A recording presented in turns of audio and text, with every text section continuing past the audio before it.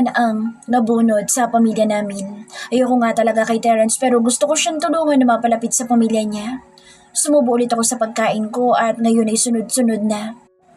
Nagustuhan ko talaga ang paraan ng pagluluto ng apritada ni Terence kaysa sa mama ko. Akala ko wala na makatatalo kay mama pero may Terence pa pala. Nakakagulat ba ang tanong niya kung gusto ko siyang maging bayaw? Napatikom kaagad ako ng bibig ko bago ko pa maibuga sa gulat ang nasa bibig ko. Akala ko hindi niya narinig ang tanong ni kuya, kaya siya nagtatanong. Ayaw niya talagang isarang usapan tungkol doon at pinipilit niya pa talaga. Oh, mabalik tayo sa tanong ko. Napataas ang tingin ko kay kuya na malawak na ngiti sa labi. Naupo ulit siya sa silya niya na parang handang-handa na akong ilagay sa mainit na usapan. Gusto mo ba maging bayaw ko? Kasi kung akong papipiliin, mas gusto kong maging bayaw ka kaysa kay Henry. Kuya, tama na nga yan. Sit ako sa kanya bago pa makapagbitaw ng sagot si Terence. Hindi ako gusto ng kahit na sino sa dalawang magkapatid na Martinez. Wala din naman akong gusto sa kahit na sino sa dalawa at isa pa. Ikaw, dapat na naghahanap ng asawa at hindi ako. Bata pa ako Marami pa akong gustong gawin sa buhay ko. Gusto ko pang makapunta sa malalayong lugar at hindi lang dito sa probinsya. Alam ko rin na kapag nakapagtapos ako, mas malayo ang mararating ko. At isa pa pala kuya. Nabitin sa hangin ang sasabihin ko. Ayoko sabihin sa kanila na ayaw ni Terence sa katulad ko mahirap na maging parte ng mga Martinez dahil baka magalit ang pamilya ko na minaliit ako ng isang lalaki na maayos nilang pinatuloy sa bahay namin. Wala pala. Mainang saad ko at napasubong muli sa pagkain ko. Ayaw ni Terence sa mahirap na katulad ko kaya dapat ako magdahan-dahan. Hindi pwedeng magpadala ko sa kanya. May iba ako. Singit ni Papa. Hinog na ang mangga sa labas. Gusto mo bang ikuha kita? Alok sa akin ni Papa. Agad naman akong tumango kay Papa. Nakakamiss din ang kumain ng mangga dahil hindi naman uso sa eskaheda ang mangga. Ako na lang kukuha para sa'yo, Audrey. Laglag ang pangako. Napakunot ang noo ko at hindi ko alam kung tama ba ang narinig ko. Hindi ako makalingon sa tabi ko si Terence dahil baka mami guni-guni ko lang naman pala iyon. Ikuha mo na rin ako, Terence. Utos ni Mama sa isang tagapagmana. Totoo nga talaga na inalok ako ni Terence na siya na ang kukuha ng mangga para sa akin. Aakitin niya ang puno ng mangga. Terence, mainang saad ko at napatingin sa kanya. Ano sinasabi mo?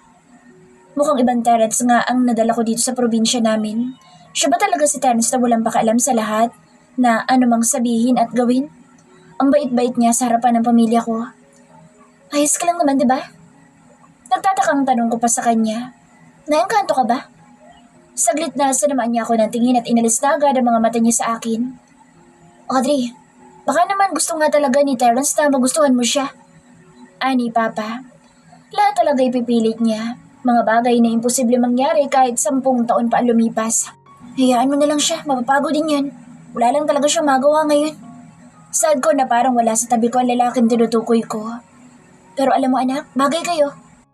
Ani Mama na parang kumikisla pa nga ang mga mata. Paano naman kami naging bagay na dalawa? Isang mayamang antipato ko at ako na mahirap na maayos ang pakikitungo sa lahat. Nag-iingat ako sa mga sinasabi ko. Nagawa ko pa nga siyang pagtakpan sa mga magulang ko. Kung siya magiging kasintahan mo, sobrang saya. Dagdag pa ni Mama. Ano kayang ginawa ni Terence sa mama ko at botong-boto sa kanya ngayon si Mama? Hindi naman naging ganyan si Mama kay Henry kahit ilang beses ko nang dinadito ang kaibigan ko. Pero itong si Terence, sobrang bilis. Isang beses ko pa lang siyang dinadala dito pero boto na agad sa kanya si Mama para sa akin kahit na ayaw ko. Siguro, mas magiging masaya kung magugustuhan ako ng anak niyo. Bakit nasasabi na lalaking ito na gusto niyo magustuhan ko siya sa harapan mismo ng pamilya ko? Gusto niyo ba na malaman mismo ng pamilya ko na gusto niyo lang akong paglaruan? O baka naman pati ang pamilya ko gusto niya rin paglaruan? Ang lalim ng pagkakatitig mo Napatingin ako kay Kuya Gary na kasama kong nakaupo sa isang panlatag. Baka tamaan ka na sa Martinez na yan. Umiling kaagad ako sa naisip ni Kuya at napataas muli ang tingin sa puno ng mangga kung saan umakyat sa Terence para kumuha ng mga mangga. Mukha namang sanay na sanay siya sa pag-akyat ng puno Si Terence ang tipo ng lalaki na mahirap magustuhan, Kuya. Malungkot ang buhay niya at gusto ko lang siyang tulungan na maging maayos ang buhay. Pagbalik sa asyenda, susubukan ko lahat na makakaya ko para mapalapit siya sa pamilya niya. Ang pamilya niya ang kailangan niya, kuya. Yun lang naman na nakikita kong paraan para tigilan na ako ni Terrence at bumalik na ako sa dati kong nakasanayan na gawain sa Hacienda Martinez. Kapag naging komportable na siya sa sarili niyang pamilya, hindi na niya ako kailangan. Sa tingin ko kahit na maging maayos sila ng pamilya niya, sayo at sayo pa rin siya didikit. Yun sana ang wag na wag mangyayari. Ayoko mapalapit siya sa akin ng husto dahil baka mas lalo niya lang akong hindi paalisin sa tabi niya. Hindi naman yata mahirap magustuhan ng Terrence na iyan. Saan pa ni kuya? Oo, palagi siyang seryoso at hindi mabiro. Pero marunong siyang makasama sa pamilya natin. Kahit ito pa lang ang unang beses. Hindi ba parang nakakalungkot yun? Mahinang saad ko kapag naiisip ko ang pamilya niya sa Hacienda, lalo na sa Mrs. Nirvana na gustong-gusto siyang nasa bahay nila. Marunong siyang makasama sa pamilya natin pero hindi sa mismong pamilya niya. Kailangan ko talaga siyang maibalik na maayos sa pamilya nila. Gusto kong matuto naman siyang ngumiti lalo na ang tumawa. Hindi ko nahihilingin na matuto siyang ngumiti sa akin pero sana naman sa harap ng pamilya niya. Maging masaya ka na lang, Audrey, na marunong magbigay ng respeto ang isa na namang Martinez sa pamilya natin. Alam natin parehas na siya ang tagapagmana pero tingnan mo naman kapag nandito siya sa bahay natin. Parang simpleng binata lang siya na parte ng pamilya natin. Masaya naman ako na maayos ang pakikitungo niya sa mga magulang natin. Saad ko. Kung alam lang ni Kuya ang tunay na ugali ni Terrence, baka mas magulat siya. Hindi lang basta tagapagmana na nauutusan dito ang Martinez na iyan. May iba pa sa ugali niya. Pero nakasama ko na rin ang pamilya niya na parang pamilya ko na rin. Nakakalungkot na ang bait-bait niya sa magulang natin pero hindi sa sariling pamilya niya. Hindi ko maintindihan kung bakit may mga anak na ganoon. Mas mabutit sila sa ibang pamilya. Mas lalong hindi ko maintindihan si Terrence kung bakit niya ginagawa ang lahat ng ito. Hindi ba niya makita na lahat ay ginagawa ng mga magulang niya para sa kanya? Siya na nga itong binigyan ng mamanahin at alam ko rin na hindi lang siya habol ng mga ito para sa negosyo nila. Alam ko mahal na mahal siya ng pamilya niya kahit natanggihan niya ulit ang pagiging tagapagmana. Hayaan mo na siya, Audrey. Hindi mo pwedeng pilitin na isang tao na saradong isip at tanging sarili niya lang ang sinusunod niya. Napalingon sa gawin namin si Terrence na kanina ko pa tinititigan kaya napaiwas agad ako ng tingin sa kanya. Masyado ko yata siyang natitigan ngayon kahit na ang kausap ko ay ang kuya ko. Tapos na yata si Terrence. Saad ni kuya at tumayo mula sa panlatag na inuupuan niya. Sunundan ko ng tingin si kuya na sinalubong sa Terrence na pababa pa lang ng puno ng mangga. Ang daming dala ni Terrence sa damit niya na parang hindi siya nahihirapan. Kitang-kita ko ang obs ni Terrence na namamawis pa, pero ang pawis sa obs niya ay parang bagay na bagay. Matutuwa si mama sa dami mong kinuha mangga. Saad ni kuya pagkababa ni Terrence sa lupa. Kinuha ni kuya ang mangga kay Terrence at naglakad siyang papasok sa bahay. Kailangan kasi nahugasan muna ang mga mangga at syempre, hiwain. Si Terrence naman ay naglakad palapit sa akin. Huwag mong masyadong pagurin ang katuan mo dito ha. Baka mamay gumanti ka sa akin pagdating natin sa asyenda ninyo. Sambit ko sa kanya pero napadapa na lang siyang bigla sa panlatag na inuupan ko. Mabuti na lang at malaki-laki ang panlatag namin kaya kasya siya kahit na gumulong-gulong pa siya. Pasensya na rin kung nautusan ka dito ha. Pwede ka naman tumanggi kung ayaw mong gawin. Gusto kong gawin. Agad na sagot niya at napaupo sa panlatag. Nakataas ang dalawang tuhod niya at ipinatong ang dalawang braso niya sa ibabaw ng tuhod niya. Mukhang ang gusto niya kahit na ang blanko pa rin ang mukha niya. Kahit na sinabi naman niya na gusto niya. Normal na talaga sa kanya ang pagkakaroon ng blanko expression. Masaya ang pamilya mo. Nagugustuhan ko na ang pamilya mo. Nakita niya sa pamilya ko ang hindi niya makita sa sarili niyang pamilya. Ayoko mas magustuhan niya ang pamilya ko kaysa sa pamilya na meron siya. Paano na lang si Mrs. Nirvana? Oh, baka naman agawin mo sa akin ng pamilya ko ha? Pagbibiro ko na lang sa kanya. Ayokong panghimasukan agad siya patungkol sa pamilya niya. Gusto ko siyang tulungan na maging malapit sa pamilya niya nang hindi ako nanghihimasok bilang trabahador niya dahil baka mauwi lang sa pag-aaway. Akin lang ang pamilya ko ha? Natatawang saad ko pa sa kanya na parang ipinagdadamot ko ang pamilya ko. Pero syempre dahil siya si Terrence Martinez, kaya blanko pa rin ang mukha niya habang nakatingin sa akin. Walang emosyon. Parang ang mas gusto ko na nagsasalubong ang kilay niya, kaysa naman ganito na blanko lang ang emosyon niya. Pwede naman na maging isang buong pamilya tayo. Agad ako napatango sa sinabi niya dahil pwede naman talaga. Lahat naman ng tao ay palaging bukas sa bahay namin. Basta mabuting tao ka, handa palagi ang bahay namin kahit na kanino. Tama ka. Pamilya ka na rin naman namin.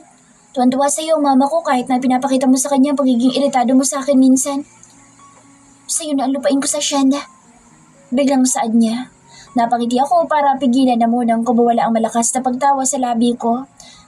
Pero sa akin ka at ang pamilya mo. Hindi ko na nga napigilan ang sarili ko at napahalakhak na ako ng todo. Sa sobrang tawa ko, napahiga na ako sa panlatag namin. Sira ka! Napahawak pa ako sa tiyan ko sa sobrang tawa ko. Sino ba naman kasi ang nasa mata ng pag-iisip na ibibigay ang lupa niya sa asyenda para lang sa pamilya ko? Kung ano-ano nang nasasabi niya. Seryoso ko. Ibibigay ko sa iyo ang lupa ko sa asyenda kapag naging pamilya ko nga talagang pamilya mo. Ng boses niya at wala itong halong pagluloko. Totoo nga kaya? Kailan pa siya naging mapagbigay? Napahiga siya sa panlatag na katulad ko. Nakaharap ang mukha niya sa kalangitan kaya nakapikit siya ngayon upang hindi masilaw. Habang nakatagilid naman ako ng higa. Kung pwede lang mamili ng pamilya, baka namili na ako noon pa lang. Ayaw na ayaw niya talaga sa pamilya niya. Parang gusto niya nang isuka ang mga ito. Tanggapin mo kung ano meron sa iyo ngayon. Darating ang araw na magpapasalamat ka na silang pamilya mo. Ayaw niya lang talagang subukang kilalanin ng pamilya niya. Matagal silang hindi nagsama ng sarili niyang pamilya kaya siya nagkakaganyan. Kailan naman ang araw na iyon? Ngayon pa lang, nagsisisi na ako na isa akong Martinez. Hindi ako nakakibo sa kanya dahil nakakapagkwento na siya sa akin ng mga bagay na katulad ng sa pamilya niya. Tama nga si Papa. Komportable sa akin si Terence kaya nasasabi niya iyon. Ayoko maging tagapagmana. Hindi ko gustong mapatakbo ng kumpanya nila. Naawa rin ako sa kanya dahil kahit ayaw niya, ginagawa niya pa rin. Ang buong akala ko, lahat ng ayaw niya hindi niya ginagawa. Pero may mabigat pala na nakapatong sa balikat niya. Bakit hindi mo sabihin sa kanila? Maintindihan ka nila dahil anak kanila. Para ano? Para kapag sinabi ko sa kanila, madidisappoint sila na ang pinakapanganay na Martinez ay hindi kayang patakbuhin na nag-iisang negosyo namin. Hindi naman porket ayaw mong patakbuhin ang negosyo ninyo, hindi mo na agad kaya. Sadyang ayaw mo lang talaga. Sambit ko. Subukan mo sabihin sa kanila. Sabihin mo na ayaw mo maging tagapagmana pero mananatili ka pa rin naman sa Asyenda Martinez. Sigurado ako na matutuwa pa rin ang mga magulang mo lalo na sa Mrs. Nirvana. Ang mahalaga naman, kay Mrs. Nirvana ay ang manatili ka. Kahit ang pananatili sa asyenda ay hindi ko gusto. Nasa islang buhay ko pero kailangan kong bumalik sa asyenda para lang sundin ang pakiusap ng lola ko na samahan na ang pamilya ko rito. Sigurado ako masasaktan ng mama niya kapag narinig ang mga salitang binibitawan ni Terence. Akala ko pa naman dahan-dahan na siyang nagiging okay dito pero nililibang niya lang pala talaga ang sarili niya dahil ang buhay niya ay nasa isla talaga. Paano mo nakakayanan na mamuhay malayo sa pamilya mo? Hindi ako malayo sa pamilya ko. Nasa isla mga lolo't lolo ko. Mga pinsan ko. Maayos ang buhay ko sa isla. Pero pamilya mo rin naman sila Mr. Harriente. Pamilya na pala yung taong walang ibang ginawa, kundi ang pilitin ako na kunin ang negosyo niya. Pamilya na pala yung tawag sa mga magulang ko na walang ginawa kundi ang maghangad sa akin ng kung ano-ano dahil ako ang panganay nila. Nasasakal ako sa pagpapalaki nila sa akin. Kaya umalis ako noon sa asyenda. Ganoon pala ang nangyari sa kanya. Masyado siyang na-pressure sa mga magulang niya noong bata pa siya. Sa tingin ko naman iba na ngayon. Baka natauhan na ang mga magulang mo sa nagawa nila sa iyo. Ngayon, hindi naman sa kinakampihan ko mga magulang mo pero gusto ko lang na maging maayos na kayo at manatili ka na lang dito. Bigla siyang napatagilid ng higa at magkaharap na kami ngayon. Napadilat ang mga mata niyang punong-puno ng emosyon na parang may nais itanong sa akin. Gustong mo na ako manatili dito kahit na ilang beses kitang pinahirapan? Alam kong ayaw ni Henry na nandito ako. Kaya bakit ikaw gusto mo? Dahil lang ba talaga sa mama ko? O baka naman may iba pa? Anong ibig niya sabihin? Gusto ko lang naman na manatili siya dito para mas maging masaya ang mama niya. Yun lang yun at wala na akong ibang dahilan. Kung iniisip mo na gusto kitang makasama, pues huwag mo na isipin pa dahil hindi ko gustong kasama ka. Lumabas na rin mismo sa bibig mo na ayaw mo nga akong kasama. Nakangising saad niya na parang naiinis na naman sa akin. Terence, hindi naman sa ayaw kitang kasama. Ayoko lang na nagtatrabaho ko sa'yo. Kakasabi mo lang kanina na ayaw mo nga akong kasama, Audrey. Anya na ginugulo ang isip ko. Napaupo ko sa panlatag at naghanda na ng ipapaliwanag ko sa kanya. Terence, gusto nga kitang kasama. Gusto ko na nasa mansyon ka ng mga magulang mo at ako naman nasa kwarto ng mga trabahador. Ang ayaw ko lang ay yung nakakasama ka sa trabaho. Ganoon pa rin yun. Hindi nga kasi magkaparehas yun, Terence. Ungod ko pa at bigla naman siyang napaupo. Nalilito ka na rin ngayon, Audrey. Nalilito ka kung gusto mo ba akong kasama o hindi. Dahil baka nga gusto mo naman talaga akong manatili kung nasaan ka. Isang dahilan na lang sa'yo ang mama ko pero gusto mo talaga na kasama ako pero hindi mo lang maamin sa sarili mo. Dahil sa sinabi ni Terence kaya mas lalo pang nagulo ang isip ko. Hindi ko na rin ba kilala ang sarili ko ngayon? Nalilito na rin ako kung ano ba talaga ang gusto ko. Audrey!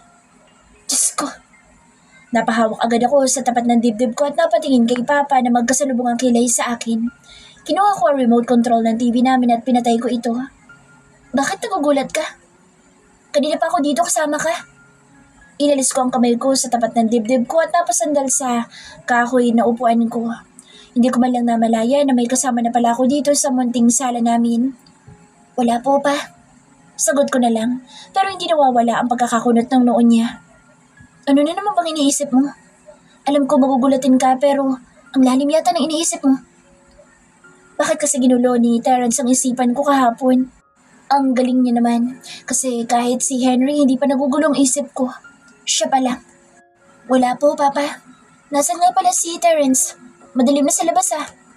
Saad ko pa. Malayo pa naman kami sa mga kapitbahay namin. Layo-layo ko sa mga bahay dito at nakakatakot pa ang kadiliman. Oh, inahanap mo na agad ang binatang yun. Ganyan ba sinasabi mo na hindi mo magugustuhan? Natatawang tanong sa akin ni Papa. Pati ba naman si Papa tutuksuin pa ako? Ang kukulit nila. Sinabi ko na nga na hindi ko magugustuhan si Terence parang mas may pag-asa pa nga na magkagusto ko sa kabayo kaysa sa kanya. Hindi naman mawawala si Terence pero hinahanap-hanap mo na agad siya.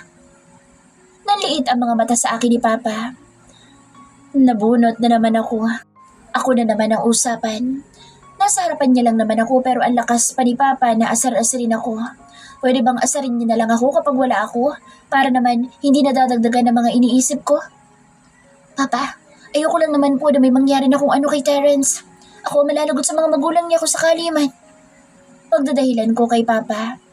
Ito na yata ang talento ko Ang magdahilan na magdahilan sa lahat ng tao. Kay Terence kaya lang hindi tumatalab ang pagdadahilan ko. Ang laki ng katawan ni Terence at kahit na maglakad pa siyang mag-isa sa labas, walang lalaban sa kanya sa laki ba naman ng katawan niya.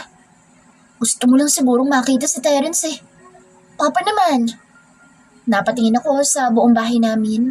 Kapag may nakarinig sa kanya, baka kung ano pang isipin, lalo na kung sa Terence pa mismo makakarinig.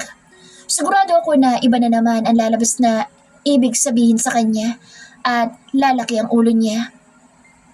Maldito ang pagkakakita ko sa Terence na iyan pero habang nagtatagal siya dito, parang ayos naman siya. Gusto ko rin siya para sa'yo kung sakali man. Papa naman! Pati ba naman ikaw? Windang na saad ko. Kahapon si Mama tapos ngayon naman si Papa na. Ano ba naman itong pamilya ko? Gustong gusto nila si Terence at kung kay Henry nila yan sinasabi baka tumatawa ako. Pero ngayon kay Terence nila sinasabi nawiwindang ako. Apektado talaga ako. Nagtatanong lang naman ako kung nasaan ba si Terence pero bakit kung saan-saan na napunta ang usapan? Tanong ko pa kay Papa. Ang hirap pala magtanong sa pamilya ko patungkol kay Terence kasi iba na agad ang tumatakbo sa mga isip nila. Nasa likod lang naman ng bahay si Terence. Nagpapabaga siya para sa iihawin yung manok. Nalaki ang mga mata ko kay Papa dahil naging taga-ihaw na lang ng manok ang isang Martinez sa bahay namin. Kahapon naging tagaluto ng pananghalian namin tapos ngayon taga-ihaw naman ang hapunan. Papa, ano bang ginagawa niyo kay Terence? Bakit niyo siya inuutosan ng ganoon? Alam mo naman na sobrang yaman niya, tapos uutusan mo lang? Sunod-sunod na tanong ko kung ano-ano nang ginagawa ni Terence dito sa bahay namin. Hindi na ako magugulat kung marami agad siyang ipapagawa sa akin sa pagbalik namin sa Martinez, Hacienda. Hindi naman ako nag-utos sa kanya. Wala din na nag-utos sa kanya at sadyang siya lang ang nagpresenta. Kahit papaano ay nakahinga ako na maluwag dahil hindi naman pala siya inutusan. Ano ba kasing gusto nito ni Terrence at naisipan naman niya ngayon na mag-ihaw? Buryong-buryo na ba siya sa maliit naming bahay kaya kung ano-ano na lang ginagawa niya? Sige, lalabasin ko na muna siya pa. Tumango lang sa akin si Papa nang may ngisi pa sa labi niya. May iniisip na naman siya na kung ano pero dadma na lang. Tumayo na ako sa silyang kahoy at tumakbang palabas ng bahay para mapuntahan sa likod ng bahay si Terrence. Masyado siyang makilos dito sa bahay namin. Parang pinagsisilbihan niya pa kami, siya na nga ang gumagastos sa mga pang-ulam namin dito. Siya na lahat. Pagkasilip ko sa likod ng bahay namin, napahinto agad ako sa paglalakad at nakita ko agad si Terrence na pinapaikot sa isang kawayan ng 2 buong manok. Seryoso ang mukha niya habang nakatingin sa manok. Langkong emosyon katulad na isang normal na araw para sa kanya. Napunta sa aking gawi ang tingin niya kaya agad akong lumapit sa kanya. Pwede naman na sigurong panoorin kita, diba? Nag-iihaw ka na lang naman ah. Nakangiting sambit ko sa kanya. Hindi siya sumagot kaya sa tingin ko naman ay payag na siya. Kumuha ako ng isa pang bangko at inilagay ko ito sa dulo ng kabilang kawayan. Naupo ako rito at magkatapat na kami ngayon ni Terrence. Ginugulo niya na ang isipan ko pero eto pa rin ako at sinasamahan siyang mag-ihaw. Bakit ka gumagawa ng gawain sa bahay? Bisita ka namin dito kaya dapat hindi mo na ginagawa mga ganito. Gusto ko naman, Audrey. Agad nasaad niya sa akin nang hindi ako pinapatapos. Nanggaling na rin naman na mismo sa bibig niya na gusto niya ang ginagawa niya pero bakit pakiramdam ko may kapalit lahat ng ginagawa niya ngayon? Bakit pa ba ako nakakaramdam halata naman na may kapalit nga? Siya si Terrence na palaging kailangan ng kapalit. Ano namang kapalit? Tanong ko sa kanya. Palagi kang humihingi ng kapalit sa akin kaya ano naman ngayon? Baka hindi siya si Terrence kung hindi siya manghihingi sa akin ng kapalit. Tiwala lang galing sa mga magulang mo. At ano naman balak niya sa mga magulang ko? Tiwala naman ang mga itong naisipan niyang kunin. Hindi mo pa ba nakukuha? Tanong ko sa kanya. Mukha ngang kuhang-kuha mo na kaya bakit mo pa tinatrabaho? Madali lang makuha ang tiwala ng mga magulang ko basta mabuti ka sa kanila. Pero sa lagay ni Terrence na nagpapanggap lang naman na mabuti, magaling siya. Ang mama ko, kuhang-kuha niya. Maayos ako magtrabaho. Gusto ko, nakuhang-kuha ko. Ay niya pa. Terrence, sana naman wala kang binabalak na kung ano sa pamilya ko. Baka naman may kung ano siyang binabala kaya niya kinukuha ang loob ng buong pamilya ko. Ayoko sumama ang loob ng mga magulang ko lalo na si mama na tuwan-tuwa na sa kanya. Kaya nga pinagtakpan ko siya sa lahat ng ginagawa niya sa akin dahil ayokong madismaya sa kanya mga magulang ko. Tama ka. Nakukuha ko nga ang tiwala ng mga magulang mo pero ikaw, hanggang ngayon, punong-puno pa rin ang pag-aalangan ng isip mo pagdating sa akin. Pagkatapos niya akong maliitin, paalisin sa kinasanayan kong lugar, huwag pagsabayin sa kanila na kumain. Umaasa pa siya na baka magtawala ako sa kanya. Oo, handa akong tulungan siya na maayos niya ang pamilya niya pero ang tiwala ko, hindi ko alam kung ibibigay ko pa sa kanya. Bakit ba kasi gusto mo na magustuhan kita? Hindi yun mangyayari hanggat hindi ako nagtitiwala sa'yo. Hindi pa rin ba halata na gusto nga kita para sa akin lang? Napahawak agad ako sa bato ko. Inikot-ikot ko ang leg ko dahil kung ano-ano na naman ang naririnig ko. Lumalamig na. Papasok na ako sa loob, Terrence. Mukha namang kaya mo na yan. Dito ka lang. Hindi pa ako tapos na magsalita. Napaipit ako sa labi ko at nanatili pa rin sa silya ko katulad ng sinabi niya. Gusto ko na magustuhan mo ako dahil gusto ko na para sa akin ka lang. Hindi nga ako nagkamali ng rinig. Hindi porket sinabi niya iyan, makukuha niya na rin ang tiwala ko. Baka ngayon lang siya may maayos na pakikitungo sa akin pero pagbalik ng asyenda, galit na naman kami sa isa't isa. Galit na naman siya sa akin. Siya lang naman talagang may galit sa amin. Makasarili ka. Gusto mo na ikaw lang nagpapahirap sa akin. Gusto ko na para sa akin ka. Hindi lang para pahirapan. Hindi mo pa rin ba maintindihan na interesado nga ako sa iyo kaya gusto ko na ako lang ang magugustuhan mo? Napatikom na lang ako ng bibig dahil malay ko ba kung ano pa isasagot ko sa kanya. Maraming nagkakagusto sa akin. Marami na rin ang umamin sa akin pero walang umamin sa akin gaya kung paano siya umamin. Sa lahat ng lalaki na umamin sa akin siya ang bukod tangi na blanco ang emosyon at ang bose pa talaga. Napakagatlabi ako at napabukang muli ang labi ko nang maisip ko kung ano ang dapat ko sabihin sa kanya. Interesado ka pa lang naman sa akin at baka nasasabi mo lang yan kasi ako lang naman ang babaeng nagawa kang patulan dito. Pag-isipan mo siguro muna at isa pa, ikaw na rin ang nagsabi na ayaw mo sa akin. Kaya sigurado ako na hanggang magiging interesado lang yung nararamdaman mo. Pagbalik natin sa asyenda, baka magbago ulit yung nararamdaman mo. Hindi ko gustong ideya na magkaroon sa akin ng interes ang isa sa mga Martinez. Ayoko masira ako sa pamilya Martinez kaya mas mabuting manatili ako kung ano ako sa pamilya nila. Baka naman i-challenge ka lang kasi nakasanayan mo sa isla nyo na maraming babae ang humahabol sa'yo. Kaya nagkaroon ka ng interes sa akin. Terence, alam mo, sobrang pangit magkaroon ng interes sa akin. Ang katulad mo. Huwag mo na ituloy kasi wala din naman akong balak ng mag-asawa. Ang bagay na sa akin ko lang itinatago ay nasabi ko bigla kay Terence. Wala talaga sa isip ko ang bumuo ng sarili kong pamilya. Tatanda ka rin at imposible na hindi ka makakapag-asawa. Anya, walang imposible sa bagay na gustong-gusto ng isang tao. 10 taon mula ngayon, mas nakikita ko ang sarili ko kasama ang mga bata sa lansangan at tinutulungan sila. Nakangiting saad ko. Pero sa pagiging seryoso ni Terence, parang mas lalo pa siyang na-challenge sa akin. Terence, nakikiusap ako sa'yo. Huwag na ako. Iba na lang. Pwede naman tayo mag-iisang pamilya na hindi ka nagkakaroon ng pagka-interes sa akin. Bukas ang bahay namin palagi para sa kahit na sinong Martinez. Kailangan niya maintindihan na ang nararamdaman niya ngayon ay wala lang. Ilang araw pa lang kami nagkakasama at baka nabibigla lang siya. Sa itsura niya rin, siguradong babaero siya kaya baka ilang araw lang din at nagbago na ang isip niya. Pagsisisihan mo na sinabi mo yan. Malamig niyang saad. Mainit naman ang nasa pagitan namin dalawa. Ako nasaan ang manok na iniihaw pero natalo pa rin ito ng kalamigan ng boses niya na nakakapanindig balahibo. Ang pagkakasabi niya ay parang isang sumpa. Terence, baka ikaw magsisi na nagkaroon ka ng interes sa isang babaeng katulad ko sa tanang buhay mo. Ang mayabang at malaking ulo na sa Terence ay nagkaroon ng interes sa akin. Hindi ba't parang isang likha ng baliw na mangkukulam ang pangyayari na iyon? Audrey, mababago ko pang isip mo. Lumaki ako na nakukuha lahat kaya yung sinasabi mo na hindi ka mag-aasawa. Tingnan na lang natin dahil dalawa lang yan. Hindi ka mag-aasawa dahil hindi ako ang lalaking yun o mag-aasawa ka dahil ako ang lalaki makakasama mo. Ito ang listahan ng mga pamimilin mo sa palengke. Inabot sa akin ni Mama ang isang papel kung saan nakalagay lahat ng kailangan niya. Mahirap ako sa pagkabisado pagdating sa mga utos niya, kaya palagi may listahan si Mama. Ilang taon na ako pero walang nagbago. Kailangan ko pa rin na listahan sa tuwing inuutosan ako ni Mama. Sigurado ako na mas malaki ang tawad kapag ikaw mamimili dahil mabenta ka sa mga tendero. Nakangiting saad ni Mama.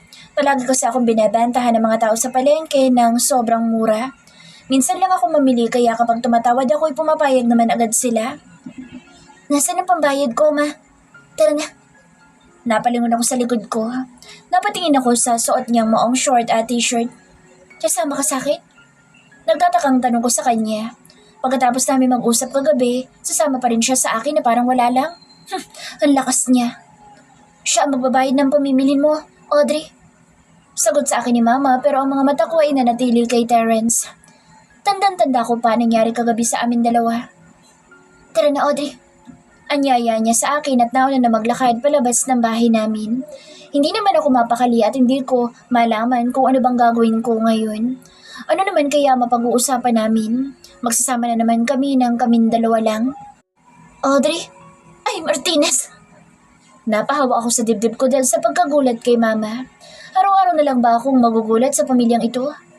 Alam na magugulatin ako pero hindi magdahan-dahan. Ano ba nangyayari sa'yo? Nagtatakang tanong sa akin ni Mama. Napaharap ako kay Mama at nakita ko sa likod niya si Papa na nanliliit na naman ang mga mata sa akin. Mukhang may kakaiba na naman siyang naiisip ngayon. Mas nagiging magugulatin ka yata ngayon. Si Papa at alam ko na may naiisip na naman iyon. Alis na po ako. Naghihintay na sa labas si Terence. Pamamaalam ko dahil baka kung saan na naman mapunta si Papa sa mga sasabihin niya. Naglakad akong palabas ng bahay namin habang kasabay ko ang puso ko na sobrang bilis talaga ng kabog. Terence, ano bang ginagawa mo sa akin? Ang tagal mo naman. Saan ni Terrence na naghihintay sa akin sa labas ng bahay? Hindi ko na lang siya kinibo at naglakad na kaming parehas paalis ng bahay. Hindi mapakali ang puso ko sa sobrang bilis ng kabog nito habang kasabay ko siyang naglalakad. Sana'y nagpantalon ka na lang. Anya habang naglalakad kami na nakatingin pa sa suot kong maong short na abot naman hanggang tuhod. Ayaw niya yata na parehas kami na nakamaong short eh. Parte pa naman siya. Lahat na lang nasa kanya bawal gayahin. Alam ko naman na mamahalin ang short niya. Sige, susunod. Tipid ko na sagot. Ayoko magsimula pa kami ng pag-aawayan namin at ayoko rin na magsimula pa ako ng pag-uusapan namin. Natatakot ako na baka kung saan nalang bigla lumiko ang usapan namin. Delikado na. Ayaw mo ba akong kausapin? Iritadong tanong niya sa akin. Inakausap nga kita ngayon, no? Kapag hindi ko siya sinagot o kinibo, magagalit siya at iisipin na hindi ako nakikinig sa mga sinasabi niya o kaya naman ay wala akong pake. Tapos ngayon naman na sinasagot ko lahat ng mga tanong at sasabihin niya sa akin, nagagalit pa rin siya. Bakit parang ayaw mo? Inis pa na saad niya. Ngayon niya lang ulit ako nakausap ng ganito dahil wala na kami sa bahay namin. Kaming dalawa lang talaga. Sabi na nga ba at babalik din siya sa ganitong pakikitungo niya sa akin kapag kaming dalawa na lang ulit o kaya ay wala sa paligid ang pamilya ko. Mabuti na rin ang ganito para mawala na sa isip niya na interesado siya sa akin.